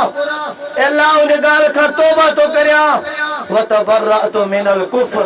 अल्लाह कुफ्र खां बेज़ारी जो ऐलान आहे। वशिर्क, अल्लाह शिर्क खां बेज़ारी जो ऐलान आहे। वल किज़्ब, अल्लाह कूड़ खां बेज़ारी जो ऐलान आहे। वल गीबत, अल्लाह गिला गिबत खां बेज़ारी जो ऐलान आहे। वल बिदअत, अल्लाह बिदअत खां बेज़ारी जो ऐलान आहे। वन नमीमत, अल्लाह चुगलखोरी खां बेज़ारी जो ऐलान आहे। वल बुतान, अल्लाह इल्जाम तराशी खां बेज़ारी जो ऐलान आहे। वल फवाहिश, अल्लाह वॾे वॾे गुनाहनि खां बेज़ारी जो ऐलान आहे। वल मासी कुल्ले, अल्लाह नंढो हुजे वॾो हुजे जेको बि नाफ़रमानी जो कमु आहे जंहिंसां तूं नाराज़ थी रसूल जी नाफ़रमानी ते, अल्लाह उन खां मुंहिंजो बेज़ारी जो ऐलान आहे। व अस्लमतु व अक़ूलु ला इलाहा इल्लल्लाह मुहम्मदुर रसूलुल्लाह, अल्लाह मूं पंहिंजो पाण खे झुकायो, निवायो, सॼी आकड़ छॾे ॾिनी। कुफर, शिरक, कूड़, बिदत, गिला गिबत, बोतान, अल्लाह सभु नाफ़रमानियूं छॾे ॾिनियो। अल्लाह तुंहिंजे साम्हूं पंहिंजो पाण खे मूं निवाए छॾियो आहे। अल्लाह गवाही थो ॾियां त तूं रब माबूद बरहक आहे, मुहम्मद तुंहिंजो रसूल बरहक सल्लल्लाहु अलैहि वसल्लम। अदाई त थिया 6 कलमा। मुआशिरनि खां पुछा कयो तव्हांखे यादि आहे न? मुआशिरनि खां पुछा कयो यादि आहे न? यादि, पोइ तर्जुमो यादि आहे? नबी सल्लल्लाहु अलैहि वसल्लम फरमायो त बेनमाज़ी कुफ्र आहे, नमाज छॾणु कुफ्र आहे। सोहणे अली मुर्तदा रज़ियल्लाहु ताला अन्हु, हदीस शरीफ जो किताब मुसन्नफ इब्न अबी शैबा, सोहणे अली खां फतवा पुछी वई बेनमाज़ी जे बारे में। सोहणे अली ने फरमायो जेको बेनमाज़ी आहे उहो दुनिया जो बदतरीन काफ़िर आहे। वो मुसलमान चींदो छहो कलमो ही कोन था मञे, ही कोन था पढ़नि। कलमे में तू चई तो त बेदारी आहे कुफ्र खां, निमाज़ पढ़ी कोन तो मोहम्मद करीम सोहणे अली जी नज़र में तू त काफ़िर थिया आहीं। केॾा वयो तुंहिंजो कलमो? लॻाए असांजे फतवाऊं। हिकिड़ी हिकिड़ी ॻाल्हि रिकॉर्ड थिए पई, ॻोठ वारा कन खोले ॿुधनि पिया। असां रब जे साम्हूं रुकू करे थो, कबर ते बि चिमड़ियो पियो आहे, कबर खे बि चुमी पियो ॾे। कबर खे चुमी ॾेई करे उते पंहिंजो निरड़ पेशानी सजदे में रखी करे उते चए थो ओ मुंहिंजा साईं, ओ मुंहिंजा वली, ओ मुंहिंजा पीर फ़कीर, मुंहिंजी ही आस आहे, मुंहिंजी ही सदा आहे। छो अल्लाह वटि खुटी आहे छा? अल्लाह जा दर कोन्हनि छा भरियल? अल्लाह जा घर कोन्हनि छा ॾिठल? हू जेके अल्लाह जा बाना, अल्लाह जा कोरी औलिया किराम पाण रब खां घुरी घुरी जहान छॾे विया हलिया, तो उन जी कबर ते निवड़ियो पियो आहे। अॼु मुसलमान सजदो मस्जिद में घटि थो करे, कबर ते तमामु घणो थो करे। इहो किथां जो इंसाफ़ आहे? सोहणे अली रज़ियल्लाहु ताला अन्हु या सोहणे अली जे कंहिं बि फर्ज़ंदनि मां, औलाद मां, अइम्मा जा कंहिं बि हिकिड़े खां तावीज़ जो सबूत ॾेखारियो, धागे ॿधण ई पढ़ी ॾियण जो सबूत ॾेखारियो, ॾंडो ॾियण ई शूका फुकाइण जो सबूत ॾेखारियो। ही फ़कीर तव्हांजे ॻोठ में कोन ईंदा। इहो शिरक आहे। इहो शिरक अल्लाह रब्बुल आलमीन सां गॾु कंहिं ॿिए खे शरीक करणु, इहो कुफ्र आहे, इहो शिरक आहे, इहो बदतरीन अमल आहे। ये रब ऐं रसूल सां दुश्मनी आहे। जैसे धागो ॿधूं था सूर छॾियो थो वञे, धागो छॾियूं था सूर थियो वञे। अल्लाहु अकबर कबीरा। क़ुरान पढ़ी हा न मुजादा, इहो अक़ीदो तूं कोन रखी हा। सूरत शुरा 19 सिपारो आहे। सोहणे इब्राहिम चयो व इज़ा मरिज़तु फहुव यशफीन, जॾहिं बि आउं बीमार थींदो आहियां त मुंहिंजो रब मूंखे शिफ़ा ॾींदो आहे। नबी करीम सल्लल्लाहु अलैहि वसल्लम सिंधा अल्लाह से खिताब कयो, सूरतुल अनआम आयत नंबर 17। मुंहिंजा पैगंबर जेकॾहिं तोखे का बि भलाई पहुचंदी तॾहिं बि मूं रब जे तरफ़ां पहुचंदी, केर बि भलाई खे रोके नथो सघे। मुंहिंजा पैगंबर जेकॾहिं तोखे का तकलीफ़ पहुचंदी, का बीमारी पहुचंदी तॾहिं बि मूं रब जे तरफ़ां बतौर आज़माइश हूंदी, उनखे हटाइण वारो बि आउं रब आहियां, उन ते क़ादिर बि आउं रब आहियां। मोहम्मद करीम पंहिंजी ज़िंदगी में कंहिंखे धागो ॾिनो हुजे, कंहिंखे तावीज़ ॾिनो हुजे, कंहिं बि साहबिया खे, ऐं असां चऊं था त मोहम्मद जहिड़ो को मुर्शिद दुनिया में न आयो आहे, न ईंदो। मोहम्मद जहिड़ो वली दुनिया में न आयो आहे न ईंदो मोहम्मद जहिड़ो पीर दुनिया में न आयो आहे न ईंदो इहो हिकिड़ो मोहम्मद रसूलुल्लाह सल्लल्लाहु अलैहि वसल्लम हुयो छा उन के धागा तावीज़ भेड़ा ॾिना न जेको आयो जी कलमो पढ़ियो अथई नमाज़ पढ़जा ज़कात ॾिजा रोज़ा रखजा हज कजा दुआऊं कजा ख़ैर ख़वाही कजा इंसाफ़ कजा हक़ न खाइजा ज़िना खां बचजा चोरी न कजा हराम न खाइजा ख़ैर ख़वाही वारा अमल कजा रब सां कंहिंखे शरीक न कजा हमेशा दुआ घुरजा रब के सॾ कजा तूं जो रब्बुल आलमीन तुंहिंजे साह वारी रद खां बि वधीक वेझो आहे इन्नहु अलीमुम बिज़ाति सुदूर तुंहिंजे सीने में छा पियो थिए छा सोच रखी अथई छा इरादो रखियो अथई रब ॼाणे थो मुसलमान चए क़ुरान चए थो तुंहिंजे सीने जा राज रब ॼाणे थो तुंहिंजूं तकलीफ़ूं तुंहिंजा सुख रब ॼाणे थो मदीने वारो साईं चए थो तुंहिंजे समूरे हालात खां रब वाक़िफ़ आहे मुसलमान चए थो न पहिरियां क़ब्र खां पोइ रब ताणी कहिड़ो इंसाफ़ आहे क़ुरान सां ऐं हा नबी करीम सल्लल्लाहु अलैहि वसल्लम जी तालीम ना है मुजादा भले गारियूं ॾियो भले छा बि करियो दलाइल जे मैदान में कॾहिं बि कोन ईंदो मुसलमानों बाहूं बदे अर्ज़ था करियो कुरान पढ़ो झेड़े वाली ॻाल्हि कान्हे मोहब्बत आहे प्यार आहे असां खां कमियूं कोताहियूं थी सघनि थियूं इंसान आहियूं गुनहगार आहियूं पर अल्लाह जो कुरान ऐं मिठे नबी जो फरमान ऐं बेत वारी ज़िंदगी जेकॾहिं तव्हां छॾियव यादि रखी छॾियो को दर दुनिया जो तव्हांखे भलाई वारो दुनिया में त न मिलंदो पर आख़िरत में बि न मिलंदो अचो पंहिंजी इस्लाह कयो छा चयूं साईं शिरक खां बि बेज़ारी जो ऐलान धागा बि ॿधा पिया आहिनि तावीज़ बि ॿधा पिया आहिनि ॻंढा बि ॿधा पिया आहिनि आए ॾींहुं देगड़ी कुल्हे ते आहे बचड़ो कंध ते आहे घर में खाइण जे लाइ गोश्त हुजे न हुजे कुकुर वठिणो आहे छेलो वठिणो आहे ओ हुते कोड़ो आहे पंहिंजे ॿारनि जे पेरनि में कपिड़ो न आहे लटा पुराणा फाटल अल्लाहु अकबर कबीरा मुसलमानो वॾे मां वॾो सदको मदीने वारे साईं फरमायो पंहिंजो औलाद जी ख़िदमत आहे पंहिंजे औलाद खे पारायो पंहिंजे औलाद खे खारायो पंहिंजे औलाद खे पराए दर ते वञी करे हीअं करे घुरण खां बचायो इहो वॾे मां वॾो सदको आहे वॾे मां वॾी कुर्बानी आहे अल्लाह जे वॾे मां वॾे रास्ते वारो इहो कमु आहे अॻिते थी वल केज़ब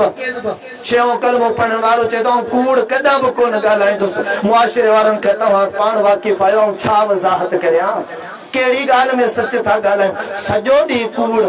एतिरे हद ताईं जो इहो बि बर्दाश्त कोन थींदो त ॿ माण्हू पाण में सुठो छो था हलनि ॿियो त ठहियो असांजे घरनि जी हालत ॾिसो को जोड़ो शादीशुदा भलो हले पियो हर रोज़ काल का चूंक का चोटी हलंदी त इन जो घर भले फिटे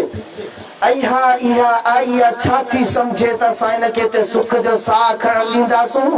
आए ॾींहुं धागा तावीज़ छेड़ा रुगो कूड़ ई कूड़ ते मुआशिरो ॿधल कहाणियूं किसा ॿधल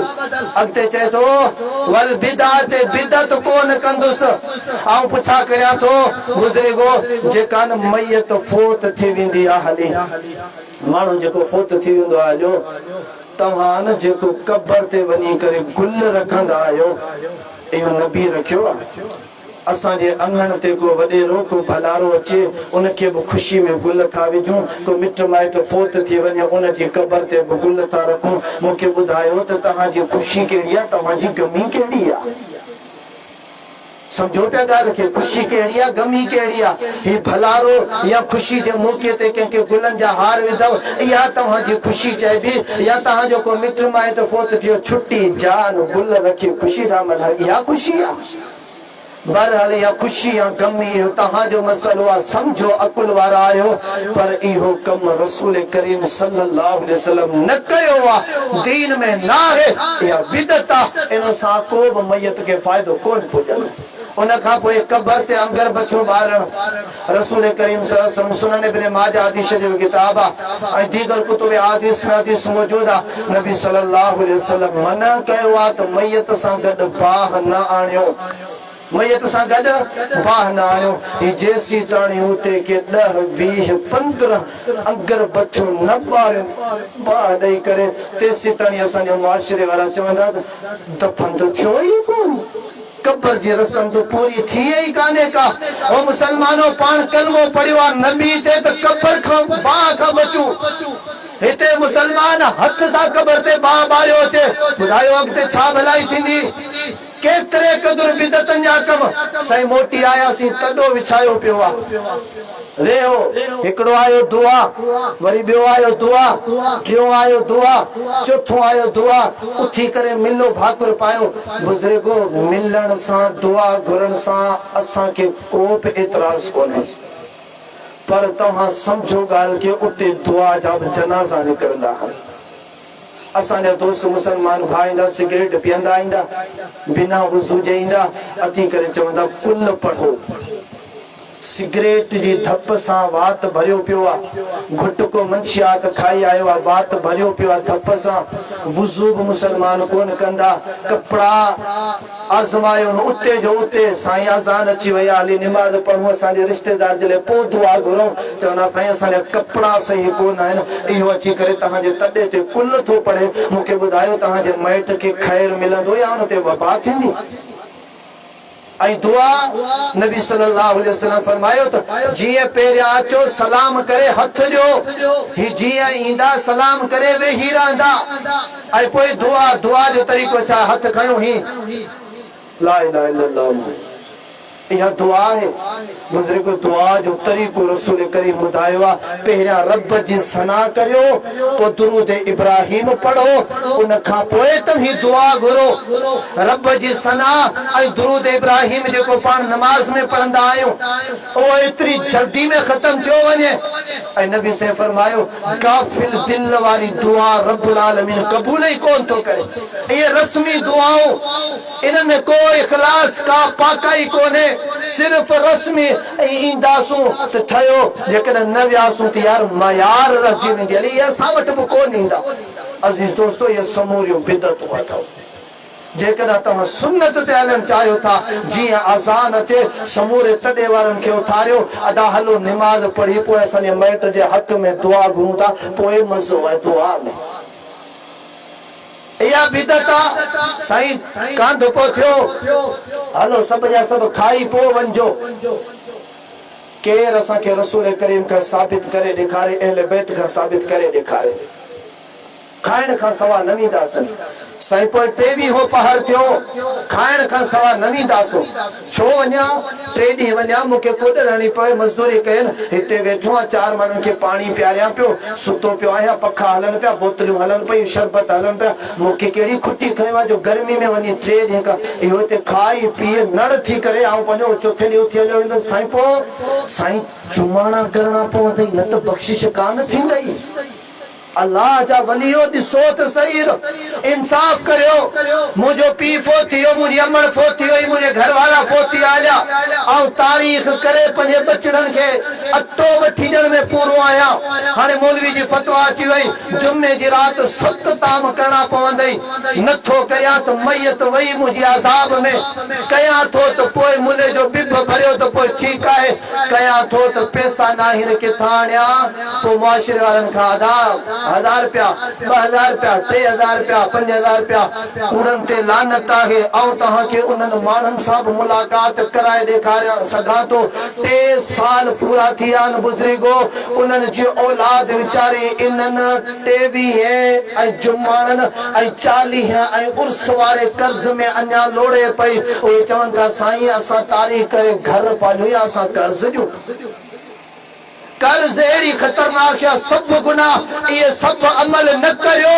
रब पंहिंजी रहमत सां माफ़ करे छॾींदो पर जेकॾहिं कर्ज खणी करे मरी वञो था या कर्ज मैयत जे ज़िम्मे था लॻायो मदीने वारे साईं फरमायो त अल्लाह से कर्ज ऐसी ताणी माफ़ न कंदो क़यामत वारे ॾींहुं भले सॼी ज़िंदगी नेकियुनि सां भरियल हुजे शहीद जो केॾो वॾो मर्तबो आहे पाण करीमन फरमायो जेको माण्हू अल्लाह जी राह में शहीद थींदो आहे सब गुनाह मरण खां साह निकिरण खां पहिरियां धोपिजी वेंदा आहिनि हलिया पर इन शहीद ते बि कर्ज़ आहे रब साईं ऐसी ताणी जन्नत अता न कंदो जेसी ताणी कर्ज़ जी अदायगी न कंदो अजीज दोस्तों, खुदारा यो दीन कोन अथव, ये रस्म रवाज खराफात बिदतूं अथव। खतमा 23 40 उर्साना तव्हां निमाज़ूं पढ़ो, पंहिंजे घर में दीनदारी खे आणियो, निमाज़ूं पढ़ी करे दुआऊं कयो। खुदा जो कसम आहे, कंहिं ॿिए अमल करण जी ज़रूरत ई कान्हे का, कंहिं ॿिए जी दुआ जी ख़तमे जी वंगार जी बि तव्हांखे ज़रूरत कान पवंदी। हेॾा वॾा अज़ीम अमल आहिनि। रब चाहींदो त हिकिड़ी दुआ तव्हांजे घर भाती जी दुआ सां माफ़ करे छॾींदो, लेकिन रब न चाहे त दुनिया ख़र्च करे छॾियो, माफ़ कोन थी। फरमाई बिदत खां छहों कलमे वारो चए थो बिदत खां बेज़ारी जो ऐलान थो करियां, पर बिदतूं करे पियो। अॻिते हलियो, चए थो वल गीबत खिला कोन कंदुसि। हिते मुआशरे में रुगो गिला गिबत, रुगो हुनजी हुनते हुनजी हुनते हुनजी हुनते, चुगलखोरी हुनजी हुनते हुनजी हुनते, वल फवाहिश ज़ना भी मौजूद आहे। इहो मुहाफ़िज़ खे गारियूं थो ॾे, क़ुरान पढ़ण वारे खे गारियूं थो ॾे, पाण ज़ानी आहे। शराब भी मौजूद आहे, चर्स भी मौजूद आहे, विस्की भी मौजूद आहे, आइस भी मौजूद आहे, अफीम भी ज़िंदगी में मौजूद आहे। इहो वात भरे नापाकिन गिलाज़तन सां इहो क़ुरान पढ़ण वारे खे, पढ़ाइण वारे खे, घरनि में निमाज़ पढ़ण वारनि ते पंहिंजी ज़बान थो हलाए। मूंखे ॿुधायो इहो इंसाफ़ आहे? छहों कलमो पढ़ण वारो चए थो ऐं ज़िना बि कोन कंदुसि, ऐं शराब बि कोन पीअंदुसि, ऐं क़त्ल बि कोन कंदुसि, ऐं चोरी बि कोन कंदुसि, ऐं कंहिंजो हक़ बि कोन खाईंदुसि। भेणियुनि खे ॿनी जी गिरफ्त बि न आहे ॾियणी, भेणियुनि जो छा वञे।